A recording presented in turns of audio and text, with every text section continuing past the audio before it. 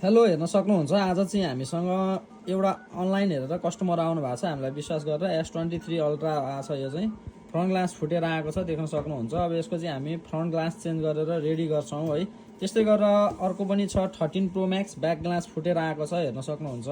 अब यसलाई चाहिँ हामी ब्याक ग्लास लेजर मेसिनबाट चेन्ज गर्छौँ है। यो पनि देखाउनेछौँ तपाईँहरूलाई कसरी काम हुन्छ भनेर। र अर्को त्यस्तै गरी आएको छ iPhone 12, यो पनि ब्याक ग्लास फुटेर आएको छ। यो पनि बनाएर हामी ब्याक ग्लास चेन्ज गरेर रेडी गर्छौँ, यो पनि देखाउनेछौँ। र त्यस्तै गरी अर्को पनि छ फेरि iPhone 11 प्रो म्याक्स आएको छ। अगाडिको फ्रन्ट स्क्रिन फुटेर आएको छ। यो पनि टच सबै मजाले वर्किङ गरिरहेछ, सबै ठिक छ।